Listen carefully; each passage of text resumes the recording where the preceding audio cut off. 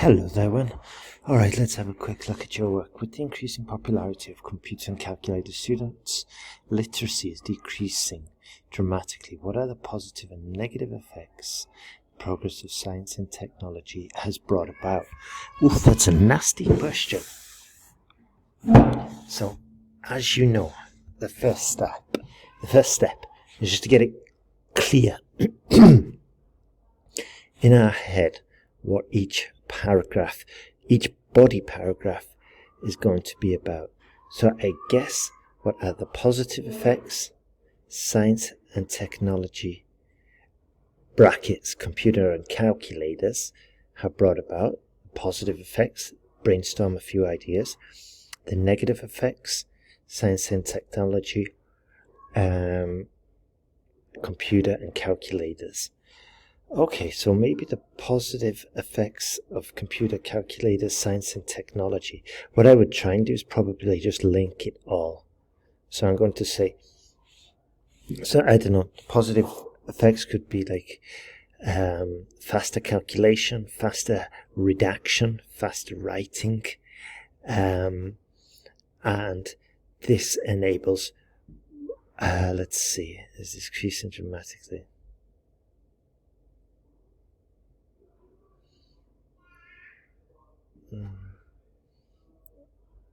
Okay, so this is tricky. Let me think. So the positive effects of computer calculator, we can write faster, we can calculate faster. The progress of science and technology has also enabled us to learn faster and more effective. In Finland, they have revolutionized education by allowing more playtime. And this is only possible because of the research behind it. They've also introduced more learning, more tools and technology that helps learning become more effective. So there are, in summary, the positive effects are speed, effectiveness, and probably increased options as well. I don't know. Okay, that's roughly, and then the negative would be the downside. Might be the distraction, computers in universities, the lack of basic foundation regarding mathematics, and so on and so forth. Anyway, with the advent of advanced technology, there are remarkable changes in our daily lives and the ways of studying. Okay, good. However, experts throughout the development has debated whether the increasing adaptation of cutting-edge technology has the impact on students, has a positive or negative impact on students' writing and mathematical ability. Good for using has impact. We just need to review it. I strongly disagree with this assertion. Okay. Has a positive. Okay, so we don't know if this is positive or negative, so how can we disagree with it? So just be careful with this assertion. So I will analyse examples from the UK government motion to demonstrate points to prove arguments. Okay, good. On the one hand,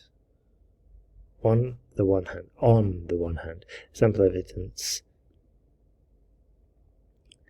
There's ample evidence that shows the students applied to newly invented technologies such as AI, checkers, financial calculators, and data management may fundamentally improve their study efficiency. Beautiful, beautiful.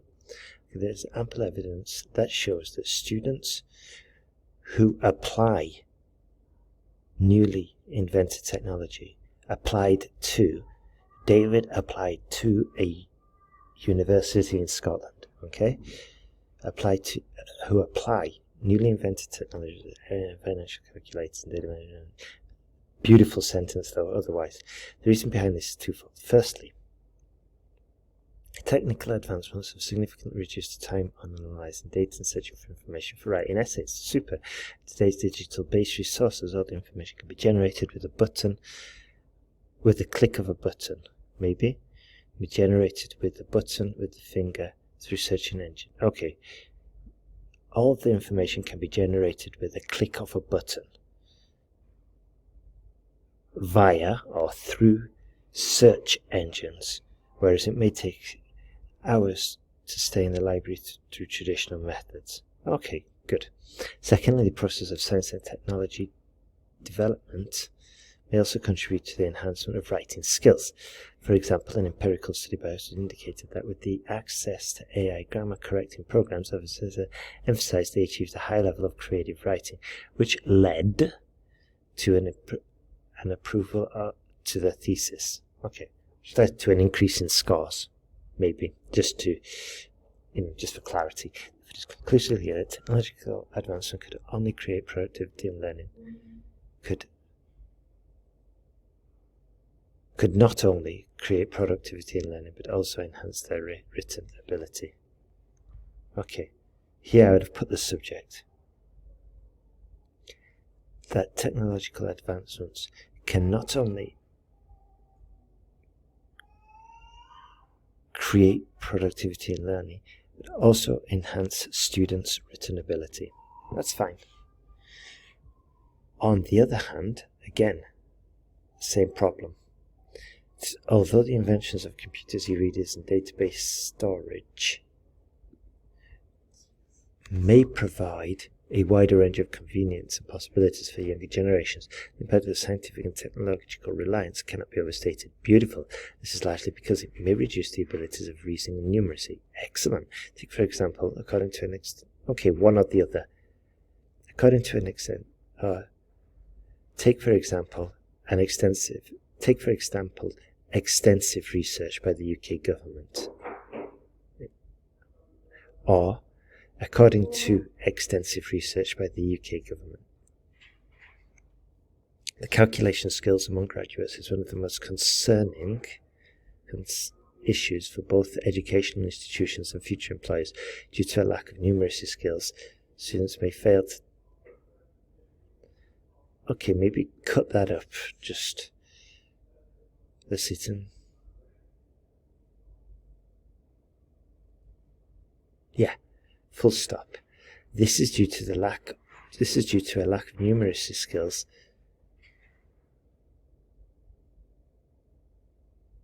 Okay, so we need to just rewrite this.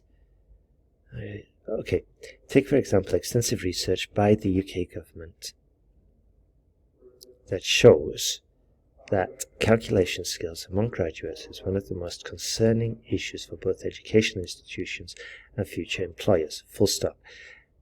This is largely due to a lack of numeracy skills,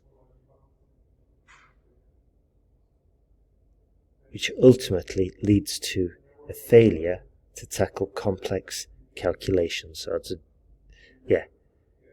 daily, just take out of there. Thus, it is possible to state beyond doubt that the science and technology may have a side effect of the development of basic academic knowledge. Okay, good. In conclusion, although using science and technology development, no. Although using science and technology may have the minor negative impact, may have a minor negative impact on literacy and numeracy skills among individuals, the profound meaning of creating a more beneficial and effective society is even more significant. Okay, no, the profound meaning, these strong benefits, let's just go clear, the strong benefits. Yeah, the strong benefits of creating a more effective society is even more significant. It is predicted that this innovative process will increasingly grow in importance. Beautiful. Okay, good work there, Wen. Just got a few errors to iron out. It's a shame. Some of these are basic errors, that I think you'd probably catch if you were rereading and without exam conditions. Okay, and an empirical study. Where is it? Like this again. I think these kinds of mistakes hopefully We don't make those in the exam. Good essay though. Let me check the picture. Okay. The graph below shows the quantities of goods transported in the UK. Okay, this is an easy one. So let's just see. Overall, all of them have increased, I think. Apart from rail, which has maybe stayed the same. Okay, so that's like one observation. We group them. All of them have increased except for rail, which has overall stayed the same. So that's the biggest takeaway. Which one has grown the most? That would be road. Road transport has definitely grown the most. Oh no, it's gone up by 20. It's gone from 70 to 100, yeah. Okay. And the one that has probably, yeah, again back to rail, has declined, plateaued, declined, and grown steadily. These two, anyway, those are my observations. Let's have a look at yours. The line graph demonstrates the transportation capacity of goods. No, it doesn't show capacity, it shows trend, doesn't it?